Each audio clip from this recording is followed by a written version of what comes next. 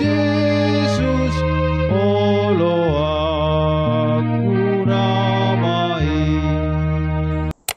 Bapak, Ibu, dan saudara-saudari yang terkasih, kita bertemu kembali dalam renungan HKBP Sola Gracia Kayu Mas untuk akhir pekan di tanggal 17 Mei 2025. Sebelum kita mendengarkan firman Tuhan, kita berdoa.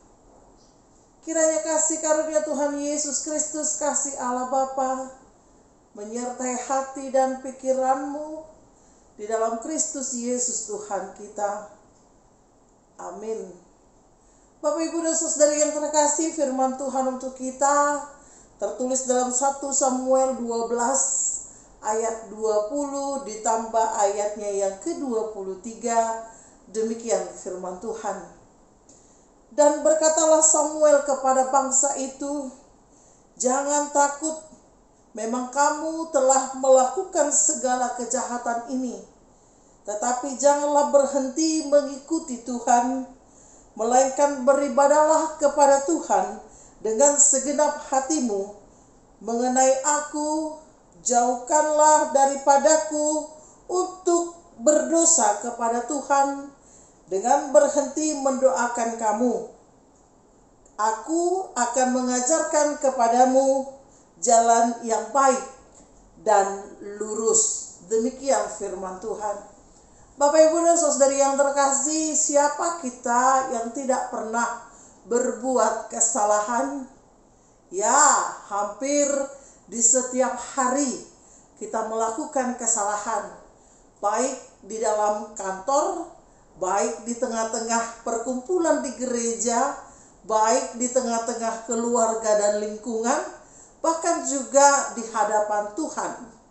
Semua kesalahan itu harus membuat kita malu dan harus membuat kita merasa khawatir bahwa dosa semakin bertambah-tambah, kesalahan semakin tertimbun, sehingga kita harus memiliki perasaan atau kelakuan, bahkan juga perilaku untuk berubah. Jangan kita hidup di dalam kesalahan secara terus-menerus tanpa mau belajar dari kesalahan yang telah kita lakukan. Bapak, Ibu, dan saudari yang terkasih, apakah kesalahan itu baik? Ya, kesalahan itu mengajarkan kita agar kita hidup yang berkenan di hadapan Tuhan. Kesalahan itu mengajarkan kita untuk tetap patuh dan taat kepada Tuhan. Kesalahan itu membuat kita diajak untuk mengalami perubahan agar lebih baik dari hari yang lampau menuju hari-hari yang akan datang. Karena belajar dari kesalahan, belajar dari pengalaman yang kurang baik akan membawa kita kepada kehidupan yang sebenarnya. Bapak, Ibu, dan saudari yang terkasih, demikian juga dengan kehidupan orang-orang Israel pada waktu itu. Mereka melakukan kesalahan di hadapan Tuhan dengan menambah Allahnya dan juga bersekutu di dalamnya. Bahkan mereka menganggap bahwa Allah Israel tidak lagi berperan untuk kehidupan mereka. Tetapi mereka salah, bahwa Tuhan tetap melakukan penyertaannya. Tuhan tetap melakukan berkat-Nya kepada bangsa itu, walaupun bangsa itu telah melukai hati Allah dengan menambah Allah lain di hadapannya.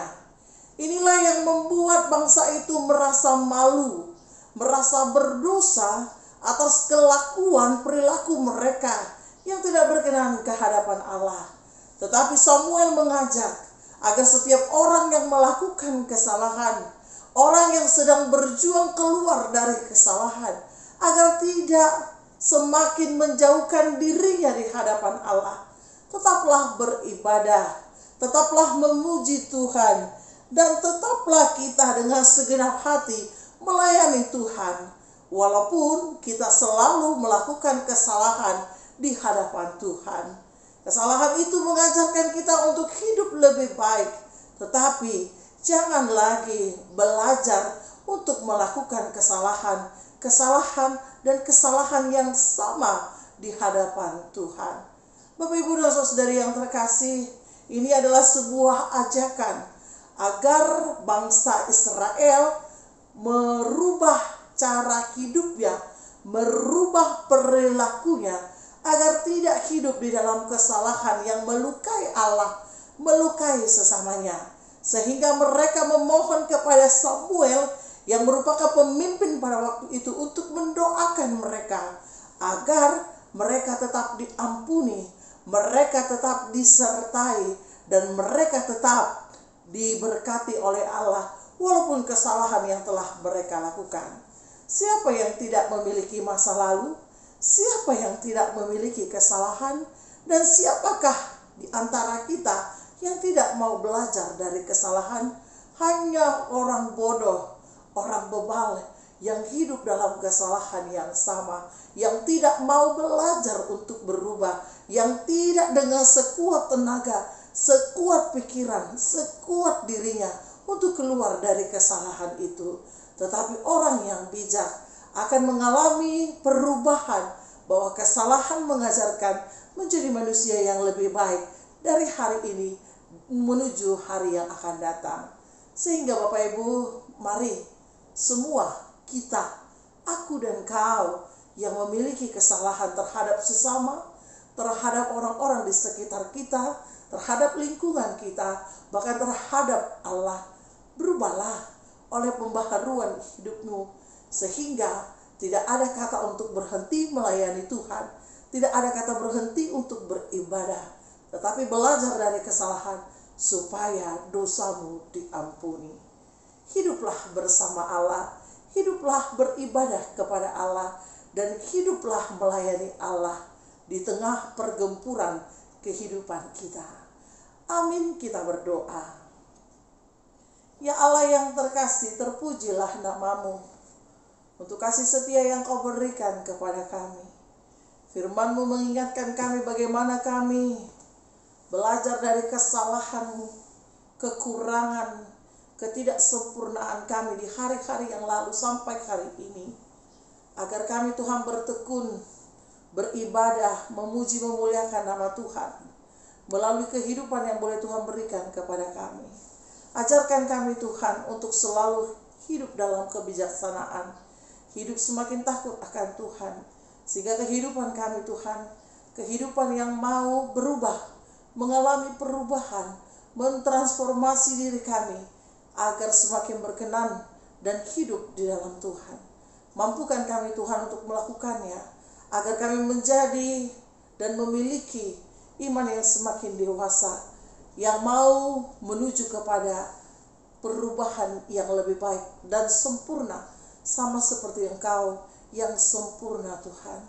Oleh karena itu Tuhan, ajarkan kami memakai waktu kami, agar kami berkenan di hadapan-Mu. Di dalam Kristus kami berdoa. Amin.